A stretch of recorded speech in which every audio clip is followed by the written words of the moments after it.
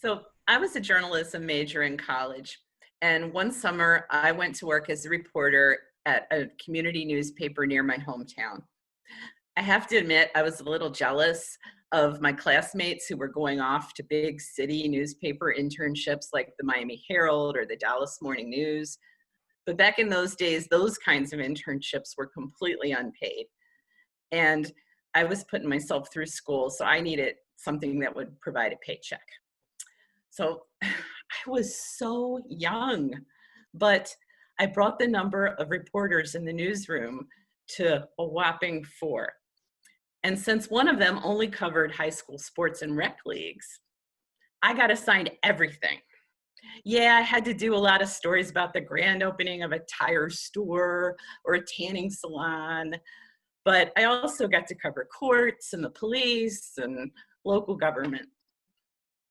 This paper was in this kind of sleepy rural area of Maryland. So if there was ever anything new happening, it was a big deal. And one day I got assigned one of these grand opening stories. A very wealthy woman had donated her 600-acre farm on the Patuxent River to the state of Maryland to create a park. And I was assigned to go meet with the park director and write a big splashy story with lots of photographs a few weeks before the park's opening. So I was thinking, what am I going to write about? I mean, you turn a farm into a park. What do? You just plow down the plants and then you put out some picnic tables. But one really, really hot July morning, I headed off to the farm, now called Jefferson Patterson Park, and I looked for the park director. I was looking for the guy in the brown shirt and the shorts and the ranger hat, but instead I find this guy and he's got like a button-down shirt and a tie, and he's totally given off a vibe like one of my history professors. So he might not have been what I expected, but the park was. I mean, it was just acres and acres of rolling fields going down to the river and some barns. So we start the tour at this collection of barns that the park is turning into a museum for antique farm implements. And I'm thinking, how am I going to make this interesting? I mean, I'm not a farm kid. Everything in there looked like a plow. But as we were walking around the park, I started to catch his enthusiasm for the place. See, the land that the park was on had been continually inhabited since like 7,500 BC. First by indigenous peoples, then by colonists. At one point it was a plantation. John Smith had mapped it when he was exploring the Chesapeake Bay. And the largest naval battle of the War of 1812 was fought right off of the park's beach. From a historical and archaeological perspective, this place was a gold mine. And I thought, that's it. I have my angle. So the park director took me to one of the digs, and I got to interview the archaeologist and take lots of pictures of the colonial homestead that they were uncovering. And I mean, it was just fabulous.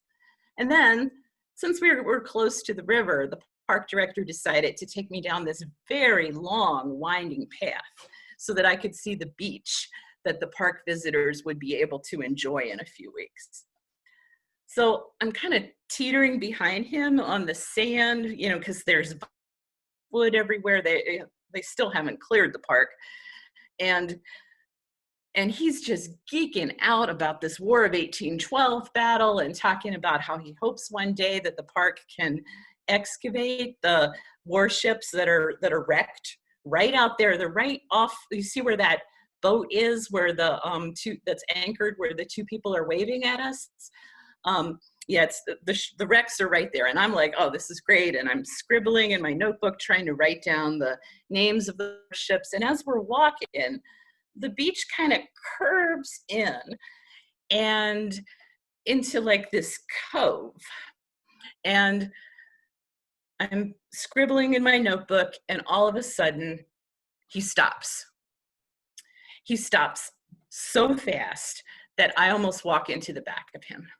And then I stop and I blink because it takes a minute for my brain to catch up to my eye, because they're on the sand like a good social distance in front of us. We have stumbled upon this totally naked couple, and I'm just going to report this like I saw it. They're copulating. And the angle at which we approached and their energy level, which for a really hot July day was impressive, well, you can't unsee that. I can still see it. So I look at the park director and his face is beet red and his jaw is hanging. And I think I know what he's thinking. He's thinking, I brought this young college girl all the way down here, hoping she's going to write a nice story. And this is what I show her. So he grabs me by the elbow and whirls me around, and we start heading back up the beach. And the whole time he's going, oh my God, I'm so sorry. And I'm saying, no, really, it's okay. Don't worry about it. But he's profusely apologizing until we pass that boat that was anchored right offshore. And then he stops and yells, hey, go get your friends. It's time to go. And then he's back to, oh my God, I'm so sorry. And I realize that my trip to the park, it's over. But I still write the big splashy story. And my editor lets me leave in a line about how romantic the beaches are. And in the fall, I go back to college. And I'm not jealous anymore of my friends with their big shot internships, because I learned that the world is full of great stories. You just have to find the right angle, although sometimes you stumble on it. Thank you.